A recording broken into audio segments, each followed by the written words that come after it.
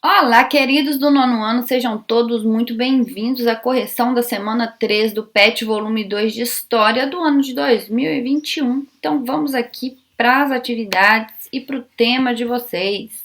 A semana 3 trouxe a relação entre o governo republicano e os povos indígenas brasileiros. Este é um tema que é um pouco complexo, que adentra aí questões que são pouco discutidas nos livros didáticos do nosso tempo, né?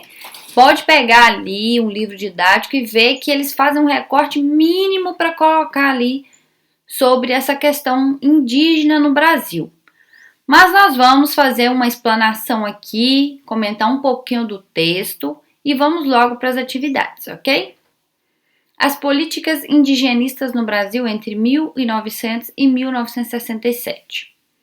Em 7 de setembro de 1910, foi criado um Sistema Nacional de Proteção aos Indígenas. Foi nomeado SPI, Serviço de Proteção aos Índios. Esse SPI, gente, foi um programa do governo para poder cuidar de todos os indígenas do território brasileiro. Ele sempre funcionou, ele sempre deu certo? Por um lado, diz que ele foi muito bom. Por outro, diz que havia muita corrupção dentro aí das pessoas que organizavam aí esse projeto. Sob tutela do Ministério da Agricultura e objetivando em âmbito nacional supervisionar os assuntos indígenas, o SPI sofreu ressalvas dos governos estaduais, no momento de construção do federalismo nacional e ameaçados por uma centralização de poder na esfera federal, na presidência. As lideranças estaduais viram o serviço, que tinha responsabilidade apenas com o governo federal, um instrumento de centralização política no poder. Bom, comentando sobre isso, os estados estavam começando a adquirir aí o seu federalismo, que é o quê? Ter uma autonomia para fazer as suas leis dentro do estado. Quando o governo federal cria esse projeto, cria essa lei, e é lá do governo federal, e abrange assim todos os indígenas do território brasileiro, eles começaram a ficar com medo de ser uma centralização política. Os políticos de cada estado, então, viram esse programa como uma ameaça, né? E eles achavam por si próprios que seria melhor que cada estado cuidasse do seu povo indígena. As lideranças governamentais que viam o serviço como ameaça política foram apoiadas por aqueles que viam o SPI como uma ameaça ao lucrativo comércio de terras indígenas e a exploração de suas mãos de obra.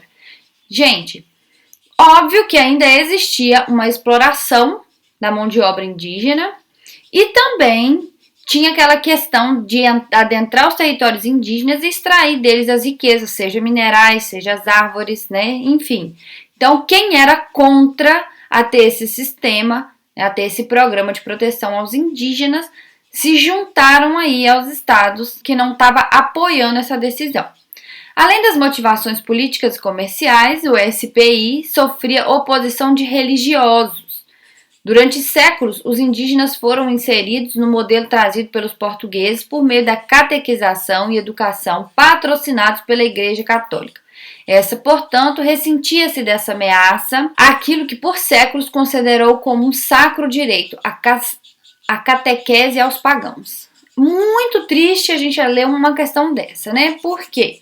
Porque quando esses portugueses chegaram ao Brasil e introduziram o cristianismo aos indígenas, eles não levaram em consideração a religiosidade que esses indígenas já tinham.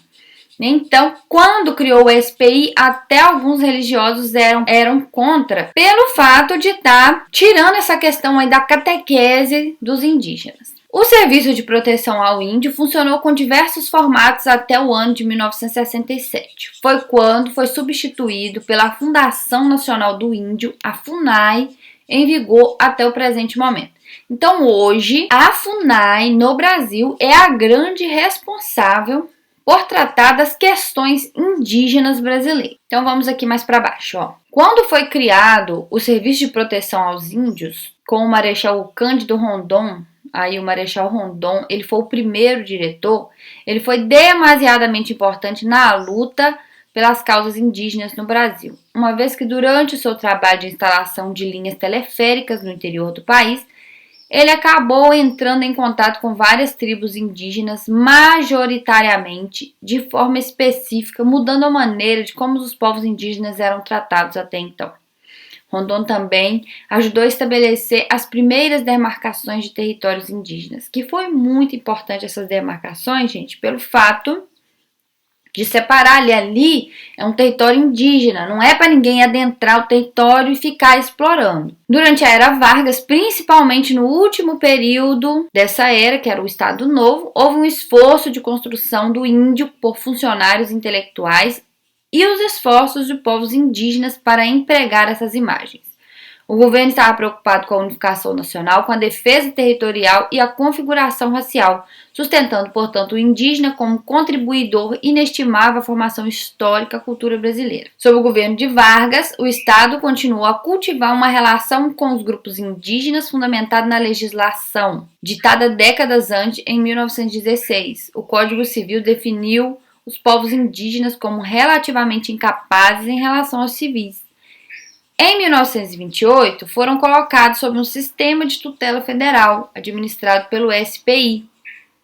Essa tutela é colocada por, em teoria, o índio ser despreparado ou não familiarizado com o sistema socioeconômico brasileiro de exploração. Quando o SPI defendia as comunidades indígenas, essas se beneficiavam e valorizavam a assistência governamental.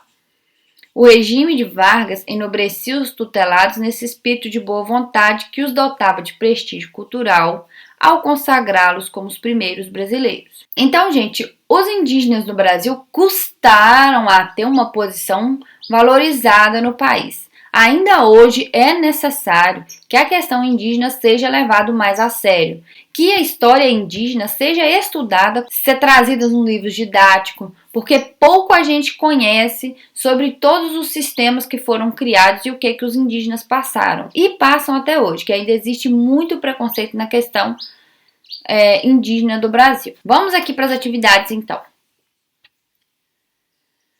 Número 1. Leia o decreto que cria o Serviço de Proteção aos Índios. Aí tem aí, artigo número 1. O Serviço de Proteção aos Índios e Localização dos Trabalhadores Nacionais, criados no Ministério da Agricultura, Indústria e Comércio. Tem por fim, letra A, prestar assistência aos índios do Brasil, quer vivam aldeados, reunidos em tribos e em estado nômade ou promiscuamente com civilizados. B. Estabelecer em zonas férteis dotadas de condições e salubridade de mananciais ou cursos de águas e meios fáceis e regulares de comunicação, centros agrícolas constituídos por trabalhadores nacionais que satisfaçam as exigências do presente regulamento. Então, gente, vocês podem notar também que tem muitas palavras aqui que não estão escritas como a gente escreve o português hoje, porque esse documento foi escrito antes das reformas que o português passou, né? A gente teve várias reformas ortográficas até a gente estar usando esse que a gente usa hoje em dia. Então vamos à pergunta. Quais eram os objetivos ao criar o SPI em relação aos povos indígenas? O objetivo era prestar assistência aos indígenas, protegê-los e demarcar as suas terras. 2. Artigo 2º, assistência que trata do artigo 1º terá por objeto. 3º, pôr em prática os meios mais eficazes para evitar que os civilizados invadam terra dos índios reciprocamente. 4. Fazer respeitar a organização interna de diversas tribos, sua independência, seus hábitos e instituições, não intervindo por alterá-los. Sinal, com brandura, consultando sempre a vontade dos respectivos chefes. Qual juízo de valor, preconceito se expressa em relação aos indígenas do texto? Aí eu coloquei aqui um trechinho do que eu tirei aqui desse terceiro aqui, ó. Para evitar que os civilizados invadam terras dos índios e reciprocamente. Por quê, gente? Porque eles estavam dizendo, em outras palavras aqui, que alguns índios não eram civilizados, né? Que eram aí tidos como selvagens. 3. Conquista e fortificação foram temas que preocupam os brasileiros durante a época turbulenta na Segunda Guerra Mundial. A guerra na qual o Brasil entrou formalmente em 1942 proporcionou um constante pano de fundo para as imagens projetadas do índio. A conquista portuguesa foi reexaminada à luz das últimas ameaças europeias à soberania nacional. Sempre fiéis ao Brasil, os índios mais uma vez estavam provando seu patriotismo, contribuindo para os esforços de guerra através da produção agrícola e de borracha. A retórica do governo sublinhava que, dado o amor do índio por seu território, seu amor ao Brasil seria uma simples extensão. Então, gente, lendo esse trechinho aí do texto, mas se você quiser saber mais, você pode clicar em cima aqui, ó, desse link, que vai te dar esse artigo completo, que confesso que não é uma leitura tão agradável de se ter, que é um pouco complexo, mas se você tem essa paciência de ler, leia-o. E bom, interpretando esse trechinho aí, qual o uso da imagem do indígena frente à Segunda Guerra Mundial e à participação brasileira? O índio foi colocado como patriota, sempre fiel ao Brasil, contribuindo para os esforços de guerra através da produção agrícola e de borracha.